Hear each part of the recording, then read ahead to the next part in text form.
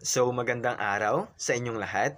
Ngayon, pag-uusapan natin ang isa uling klase ng renewable energy generator na kung saan ito naman yung geothermal power plant or geothermal energy generator. Okay? So ako nga pala, si Arnel Sadsad at kasama ang aking mga kagrupo na sila Mr. Terence Joshua Biag, Mr.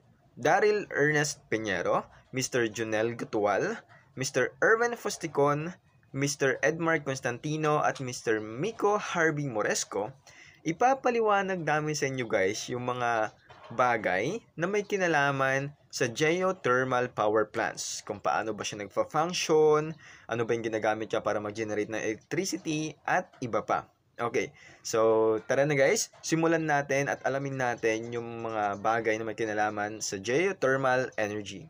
Okay, so sa pagpapakahulugan or in definition, pag sinabi natin geothermal power plant guys, ito yung uri ng power plant na kung saan nag-generate siya ng electricity using the heat source or the heat coming from below the earth. Diba? Andun na sa may pangalan niya, geothermal. Geo means earth and thermal means heat. Okay? So, ito ay klase ng power plant na gumagamit ng heat coming from below the earth's surface to produce electricity. Okay. So, ang geothermal power plant, guys, is like the function of using coal din, nuclear power plants, and solar thermal. Okay. So, paano sila naging magkakamukha? Okay. Magkakamukha sila, guys, kasi pare-parehas silang gumagamit ng steam to generate electricity. Okay. So, gumagamit tayo ng coal para magpainit ng tubig, mag-produce ng steam para mag-produce ng power. Same as the nuclear power plants, di ba? Using steams then to produce power. And the solar thermal using the sunlight para magpainit din ng liquid, para magpainit ng tubig to produce steam to generate electricity. Same as the geothermal power plant. Ang tanging pinagkakaiba lang nila guys is the heat source. Okay, so itong si geothermal, ang heat source niya guys is yung init na nanggagaling sa ilalim ng kalupaan. Okay, so some couple of kilometers below the Earth's surface. Okay, so punta naman tayo guys sa may working principle ng geothermal power plant. Paano ba siya nag-generate ng electricity? Okay, so mula saan hanggang doon sa pag-generate ng electricity, paano? Okay, so same concept lang guys sa may ibang klase like yung solar thermal, kaso yung heat source nga lang. Okay, so ganito siya nag-act. Okay, so sa ilalim ng lupa or sa ilalim ng Earth's surface, is merong pool of water na kung saan napapainit or pinainit ng mga molten rocks and magmas. Okay, so ibig sabihin, heated up or heated yung pool of water na yon. Okay, so yung pool of water na yon, yun yung tinatawag na geothermal reservoirs. Okay, so etong si geothermal power plant, ang ginagawa niya, hina-harness niya ngayon yung init na yon. Siyempre, kapag mainit na yun guys, lalabas sa Earth's surface yon. So, si geothermal ang power plant, ang ginagawa niya, hina-harness niya yung heat na nanggagaling sa ilalim ng lupa and pumupunta ngayon sa it's either erecta, yung steam na yon, or pwede namang, may tatlong klase kasi guys, mababanggit mamaya, okay? So, but the thing is, magpuproduce ng steam yung init na yon and then pupunta sa turbina, iikot yung turbina na konektado sa generator and magge-generate na ng electricity since mapapaikot ng generator. And that steam will go to the condenser, become a liquid again, and will go back on below the Earth's surface. Okay, same cycle ulit. So yun, yung function o kung paano ba nakakapag-generate ng electricity itong geothermal power plant natin guys. Okay. So, ano ba yung sinasabi na lang geothermal reservoirs? Okay? So, as I've said earlier, pag sinabi natin geothermal reservoirs, guys, ito yung pool of water na heated up by molten rocks or magma below the Earth's surface. Okay? So, yung mga yan, guys, kapag mainit na, di ba? So, it's either lumabas sa mga cracks, di ba? Sa ibang lugar, merong tawag dito yung mga hot springs. Okay, sa ilalim nun, ibig sabihin nun, may reservoirs ng geothermal and yung mga may bumubulwak na gano'n na tubig ng super high pressure. Okay, sa ilalim nun is mayroon din geothermal reservoirs. Okay, and one of the most common na pinaglalabasan ng tawag dito thermal energy coming from below is volcanoes. Okay, so yung mga yon, yung nasa ilalim nun, pool of waters na mainit, those are the geothermal reservoirs. Okay, so ito si geothermal power plant, yun yung mga ideal locations niya, guys. Okay, so yung pag-harness ng mga lumalabas na yon na is either steam or yung heated water or magmas, di ba? Yung pag-harness nun, doon napapasok yung kung paano na mag-generate ng electricity si geothermal power plants. Okay, so harnessing those geothermal or thermal coming from below the earth. So yun yung geothermal power plant natin, guys, sa pakahulugan at working principle natin. So this is the first one of the geothermal power plants. It was called dry steam power plant.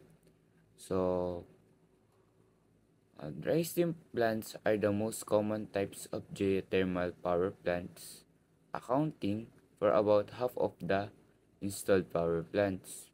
So dito, yung dry steam plants daw or power plant are the most common types of geothermal plants. So sinasabi lang rito na siya yung kumbaga, so there's basically three example of geothermal power plants. So, ito yung pinaka-common, pinaka-sikat. And sabi rito, accounting for about half of the installed geothermal plants.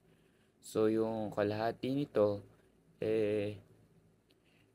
yung kalahati ng installed geothermal plants ngayon, puro dry steam power plant.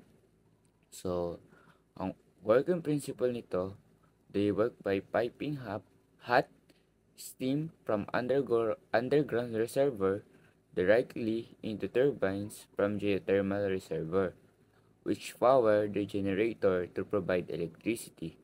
After powering the turbines, the steam condenses into water and is piped back into the earth via the injection well. So dito, uh, nagwo-work siya by piping hot steam. So, pinapipe yung hot steam na nanggagaling sa underground. Then, direct yung pipe na yon, direkta yung steam doon sa may turbine from geothermal reservoir. Tapos, pinapower niya yung generator, then the generator provide the electricity. So, di ba? Parang basic lang. Then, after powering the turbines, so, pagkatapos na i-power yung turbines, yung steam na nagpagana dun sa turbines, i-condense yun into water and ibabalik doon sa pinanggalingan sa underground via the injection well. So, galing dun sa injection well. So, ito yung basic diagram ng dry steam power plant. Hot steam from underground is piped directly into turbines which powers the generator. So, yun nga, yung kanina. So, dito sa diagram na to, makikita natin na ito yung turbines. Then, yung turbines, pinapagana yung generator to create an electricity. Okay. Then, the last one is, ito yung ano niya, mas detailed na diagram. So, dito, una simula sa production well.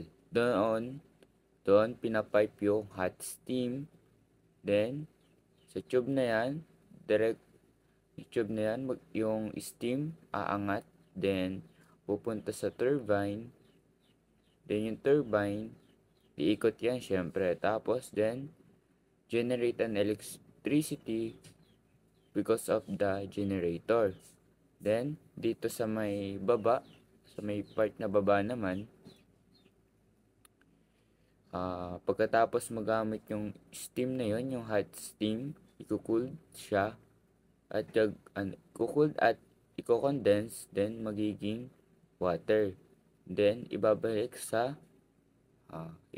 yung water doon sa ilalim. Tapos yung ginagamit doon ay yung injection well. Now, let's talk about flash steam power plant. Flash steam plants differ from dry steam because they pump hot water rather than steam directly to the surface. These flash steam plants pump hot water at high pressure from below the earth into the flash tank on the surface. Now, the flash tank is at much lower temperature, causing the fluid to quickly flash into steam. The steam produces powers the turbines. The steam is cooled and condensed into water, where it is pumped back into the ground through the injection well to recycle. Well, flash steam is a kind of geothermal power plant. It is being built or operate when the temperature under the ground is not hot enough, but hot enough to boil a water, and it's to produce steam. It harnesses hot water. Take note that hot water is being harnessed deep within the ground, and the sudden changes of temperature and pressure eventually it will create steam that will rotate the turbine, that rotate the generator, then the generator will create electricity.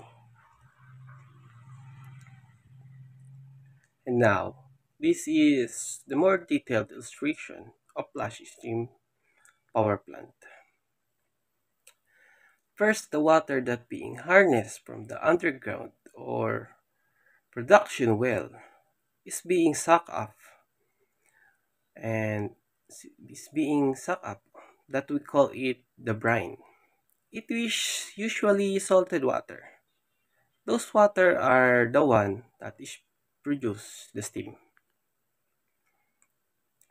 The wastewater, or the one that didn't become a steam, is being recycled and injected again into the injection well.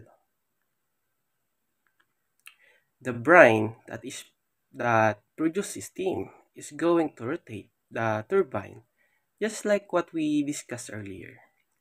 And the steam that is already used is going to transfer in condenser, and it will be cooled and it will be turned into water again, and it will be injected to injection well along with the waste brine. The Philippines also has some or several operational flash steam power plants.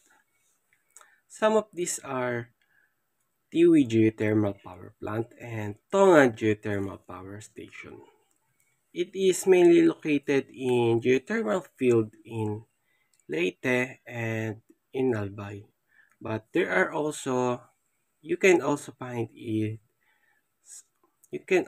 some of it in Makiling, Banahaw, or Macban, and Bacon Matino in Bacman. Working principles, binary cycle power plant. In these binary cycle plants, the main difference is that the water or steam from below the earth never comes in direct contact with the turbines.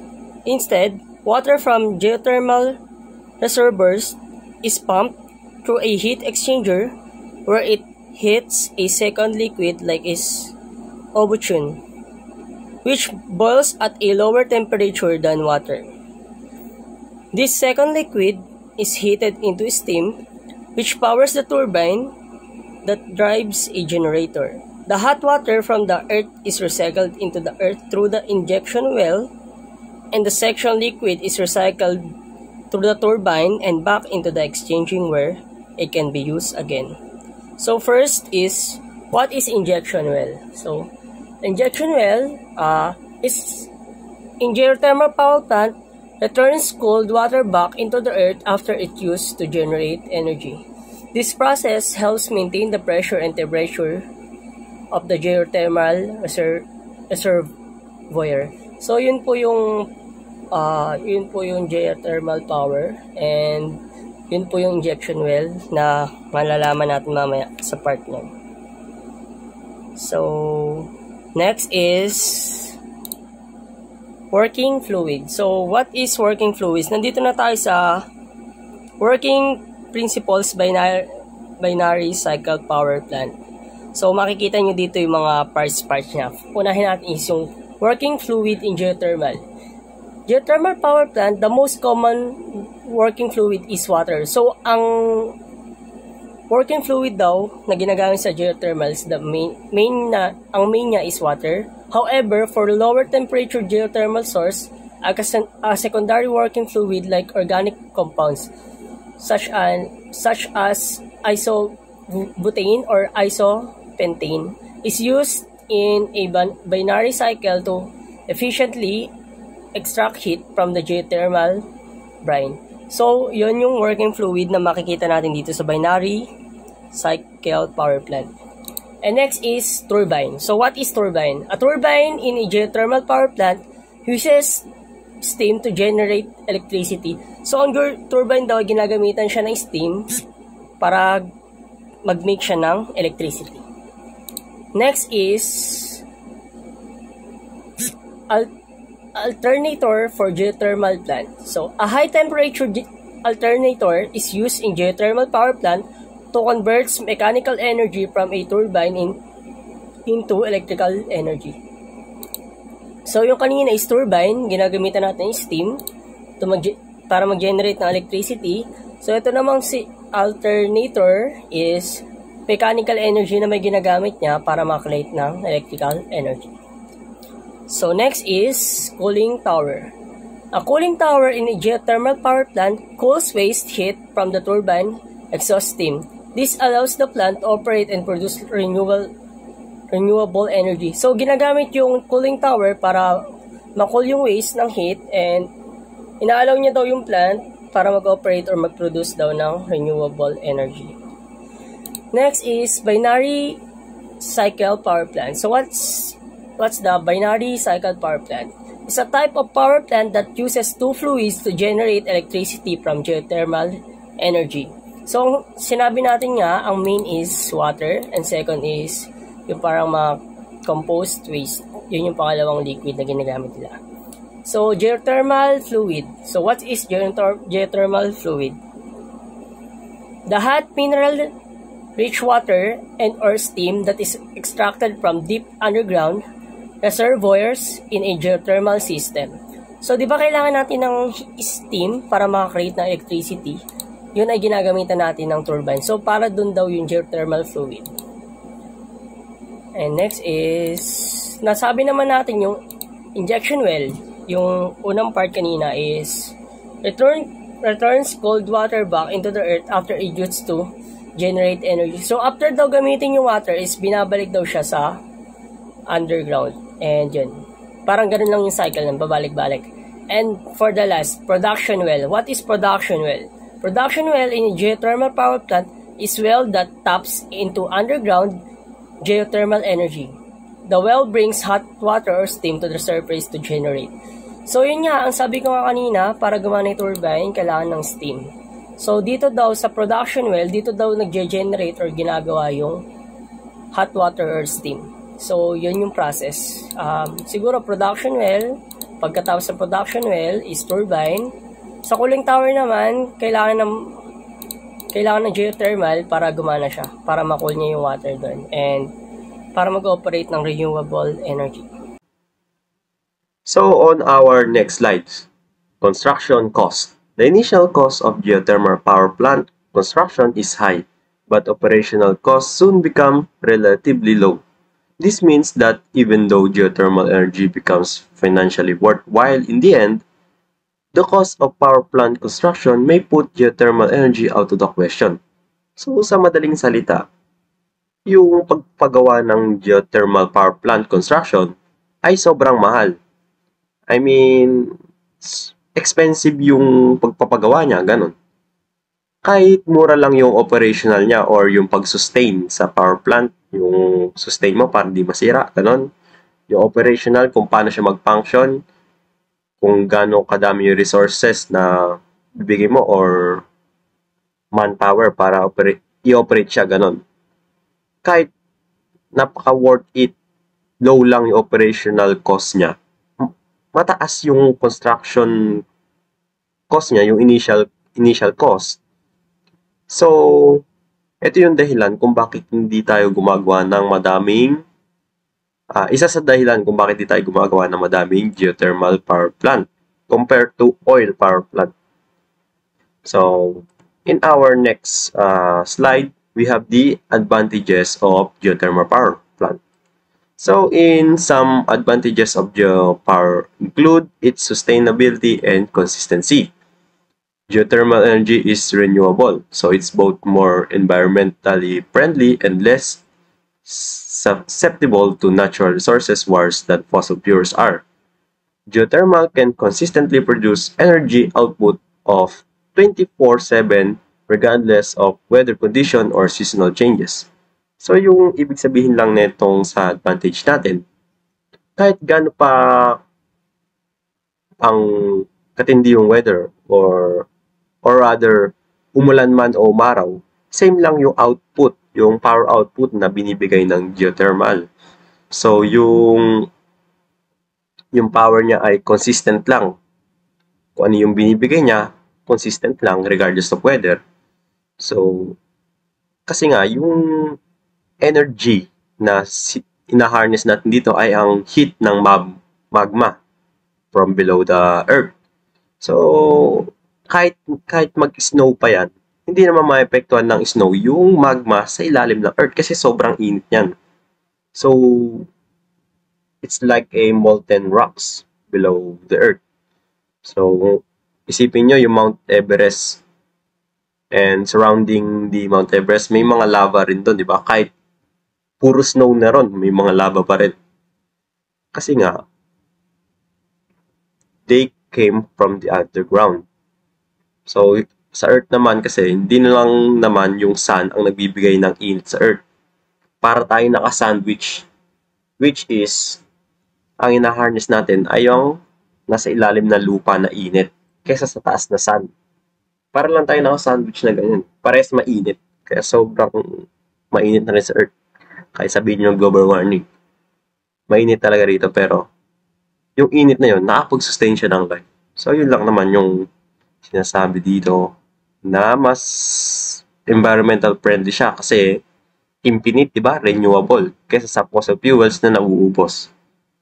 And nagkokos din siya ng harmful smoke.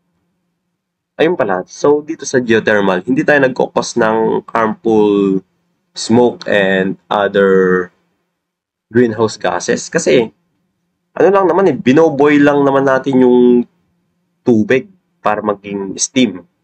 Hindi naman kumakawala yun. Naka-close siya sa tube na vacuum. So, paikot-ikot lang yon. And then, yung init natin, nasa ilalim lang ng lupa. So, wala siyang binaburn. Therefore, yung usok ng lava na yon, hindi siya nakakapunta sa atmosphere. So, vacuum lahat yon. Init lang talaga. Walang combustion na nangyayari. Basta init lang. Source. Yun lang yon. So, walang masyadong air pollution na napoproduce ang geothermal power. So next slide naman natin ay ang disadvantages. Sa disadvantages ng geothermal power are the geographic limitations and high costs associated with power plant construction. These need to be built over regions with underground reservoirs of hot steam or water.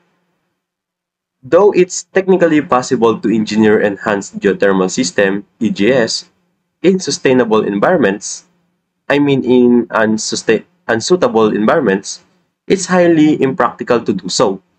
EGS requires extensive space, planning, construction, government oversight, and capital, and can only be accomplished by federal or state governments and corporations. So, Ang sinasabi lang dito sa disadvantages ng geothermal power plant ay ang limitation natin sa mga lugar or location nito. Kasi kailangan nito ng underground reservoirs. Yung mga hot spring, magma, yung mga sa mga volcanic eruption, something.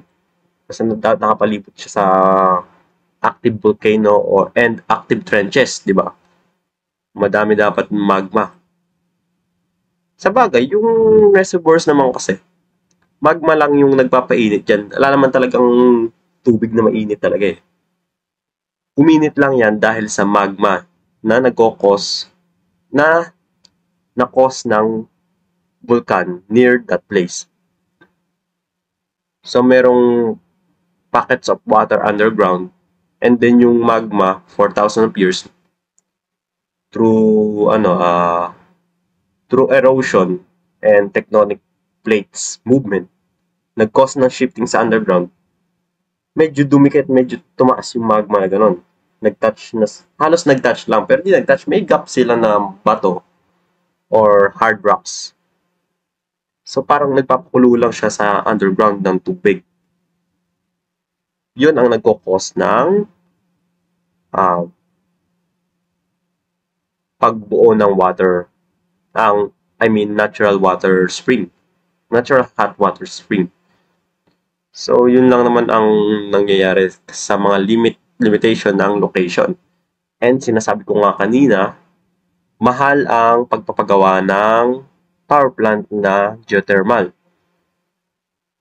Kasi high cost talaga to. Kailangan nyo pang hukayin. Sobrang lalim ng hukayin nyo. Kailangan nyo pang mag-penetrate ng crust. Madaming crust and sobrang titigas na bedrock para lang makapunta sa ideal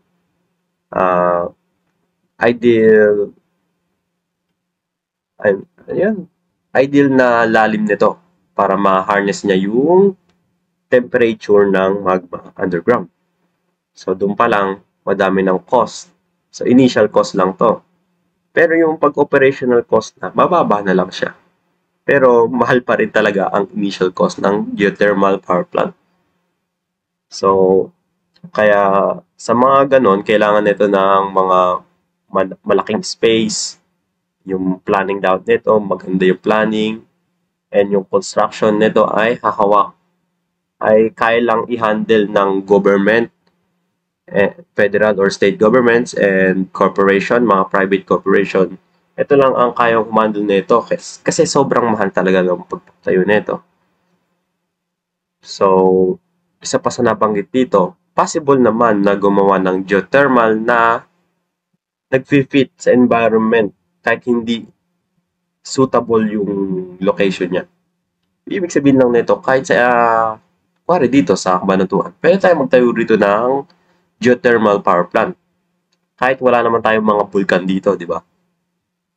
Possible naman yon. Pero, bakit mo naman gagawin yon? Isa sa mga sinasabi dito, hindi siya practical na gawin. Hindi na nga sustainable doon, ba't gagawin mo pa, di ba? Ba't pipilit mo pa? Hindi naman sustainable, hindi siya suitable doon. So, ibig sabihin, kung mahal na ang pagpapagawa sa suitable places, mapapamahal ka pa sa pagpapagawa pag hindi pa siya suitable places. Diba? Yun lang yung logic nun. Kaya hindi na nila binibigyan ng pansin na gumawa ng geothermal na kahit saan pwede itayo. Kinain na ng geothermal yung mga places natin. Kung saan sila nagtayo, diba? Malaki ang space na kailangan yan para ma-harness niya yung magma. Tapos magbuhukay pa yan. Isipin nyo, kapakalalim ng hinukay nila para ma-reach nila yung magma. Paano pa kaya dito sa Cabanatuan? Wala naman tayong vulkan dito, di ba? Ang lalim pa ng hukay nila para marating yung right temperature para mapainit yung mga steam liquid, di ba? Na makapag-run sa turbine. So, yun lang naman ang disadvantage. And thank you for watching our video. The great scientist of the stone world, Senku. Ohayo, Shikai, good morning, world. So, ang pag-uusapan naman natin ay